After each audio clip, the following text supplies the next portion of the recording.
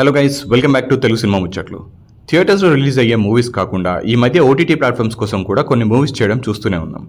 రీసెంట్గానే #90 సిరీస్తో ETV win OTT ప్లాట్ఫామ్కి కూడా కొంచెం క్రేజ్ పెరగడంతో దాన్ని కంటిన్యూ చేయడానికి మూవీస్ రిలీజ్ చేయడం ప్లాన్ చేశారు. అందులో భాగంగానే రష్ అనే మూవీ ఈరోజు రిలీజ్ అయింది. రిలీజ్ అవుతున్నట్టు కూడా చాలా మందికి తెలియని ఈ సినిమా ఎలా ఉంది అనేది ఈరోజు ఈ వీడియోలో చూసేద్దాం. కథ విషయానికి వస్తే కార్తిక ఒక రెస్పాన్సిబుల్ వైఫ్. ఇంట్లో అన్ని తనే చూసుకుంటూ అందరి గురించి కేర్ తీసుకుంటూ ఉంటుంది. తన హస్బెండ్ ఆదిత్య ఒక బిజినెస్ మ్యాన్. ఒకరోజు తన ల్యాండ్ ఎవరో కబ్జా చేస్తున్నారనే విషయం తెలియడంతో అక్కడికి వెళ్లే రూట్లో ఆదిత్యకి యాక్సిడెంట్ జరుగుతుంది. ఆ విషయం కార్తికకి తెలిసి వెంటనే తన పిల్లల్ని తీసుకొని ఆదిత్య కోసం బయలుదేరుతుంది. ఈ జర్నీలో ఆమె చాలా ప్రాబ్లమ్స్ ఫేస్ చేయాల్సి వస్తుంది. కార్తిక ఫేస్ చేసిన ప్రాబ్లమ్స్ ఏంటి, తన గతం ఏంటి, తన గతానికి ఇప్పుడు జరుగుతున్న సిచ్యువేషన్స్కి లింక్ ఏంటి, ఇవన్నీ తెలుసుకోవాలంటే సినిమా కంప్లీట్గా చూడాల్సిందే. డైరెక్టర్ రవిబాబు మూవీస్లో ఎప్పుడూ ఒక టిపికల్ స్టైల్ ఆఫ్ మేకింగ్ ఉంటుంది. క్యారెక్టర్స్ చాలా వరకు హైపర్ యాక్టివ్గా ఉండడం, ఫన్ కోసం అన్ని పిచ్చి పిచ్చి పనులు చేయడం, కొన్ని అన్ఎక్స్పెక్టెడ్ ట్విస్ట్, ఇలా ఉంటాయి తన మూవీస్. ఈ సినిమాకి కథను అందించింది కూడా ఆయనే. అందుకే ఇందులో కూడా మనకు ఆ టిపికల్ స్టైల్ ఆఫ్ మేకింగ్ కనిపిస్తూ ఉంటుంది. మెయిన్ క్యారెక్టర్ ఒక హెల్ప్లెస్ సిచ్యువేషన్లో పడిపోవడం, దాని నుంచి బయటపడడానికి కొన్ని డేంజరస్ సిచ్యువేషన్స్ని ఫేస్ చేయడానికి డిసైడ్ అవ్వడం, ఇలాంటి కథలు మనం చాలా సినిమాల్లో చూసాం. అయితే ఈసారి మెయిన్ లీడ్కి బదులుగా ఫీమేల్ లీడ్ ఆ ప్రాబ్లమ్స్ని ఫేస్ చేస్తూ ఉంటుంది ఈ సినిమాలో.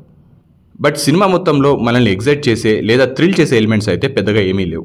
మోస్ట్లీ అన్ని సీన్స్ ఇంతకుముందు సినిమాలు చూసినవే అనిపిస్తాయి. కొంచెం థ్రిల్ యాడ్ చేయాలని మధ్యలో కొన్ని సిచ్యువేషన్స్ని వాంటెడ్గా ఇరికించినట్టు కూడా అనిపిస్తాయి. అండ్ లాస్ట్లో రివీల్ అయ్యే ట్విస్ట్ కూడా ఎవరికైనా స్టార్టింగ్లోనే చాలా ఈజీగా అర్థమైపోతుంది. అలా ఉంటుంది ఈ మూవీ ప్రెజెంటేషన్. యాక్షన్ సీన్స్ కొంచెం పర్లేదు అనిపిస్తాయి. కాకపోతే ఈ మూవీకి ఉన్న అడ్వాంటేజ్ ఏంటంటే ఇది జస్ట్ 1 hour 14 minutes ఉంటుంది. అలాగే సీన్స్ కూడా రేసీగా వెళ్ళిపోతుండడంతో ఆ టైం మనకు తెలియకుండానే వెళ్ళిపోతుంది. ఇక యాక్టింగ్ విషయానికి వస్తే కార్తిక చేసిన డైసీ బోపన్న కొన్ని సీన్స్ వరకు ఓకే. ఫైట్స్ కూడా బాగానే మేనేజ్ చేసింది. తనకి హస్బెండ్గా చేసిన కార్తిక్ ఆకృతికి మాత్రం పెద్దగా స్కోప్ లేదు ఈ సినిమాలో. ఏదో ఉన్నాడంతే. డైరెక్టర్ రవిబాబు మళ్ళీ ఒక పోలీస్ ఆఫీసర్ రోల్ చేశారు. ఆయన్ని అలాంటి క్యారెక్టర్స్లో ఇప్పటికే చాలాసార్లు చూడడం వల్ల ఇందులో కొత్తగా ఏమనిపించదు. ఇక మిగతా యాక్టర్స్ అందరూ వాళ్ళ రోల్స్కి తగ్గట్టుగా బాగానే చేశారు. టెక్నికల్గా ఈ మూవీ చాలా యావరేజ్గా ఉంది. ఎస్ఎస్ రాజేష్ బ్యాక్గ్రౌండ్ మ్యూజిక్ సోసోగానే ఉంది.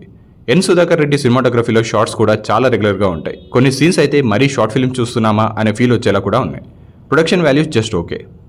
డైరెక్టర్ సతీష్ పోలోజు తనే కంపోజ్ చేసిన ఫైట్స్ మీద పెట్టిన కాన్సన్ట్రేషన్ సినిమా మేకింగ్లో కూడా పెట్టుంటే సినిమా ఇంకొంచెమైనా ఇంట్రెస్టింగ్గా ఉండేదేమో.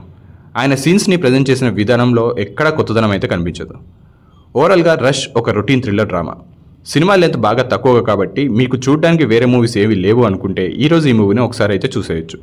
ఒకవేళ మీరు ఈ మూవీని ఆల్రెడీ చూసుంటే మీకు ఎలా అనిపించిందో కామెంట్స్లో చెప్పండి. అలాగే వీడియో నచ్చితే లైక్ కొట్టి షేర్ చేసి ఛానల్కి సబ్స్క్రైబ్ చేసుకోవడం మాత్రం మర్చిపోకండి. Thank you.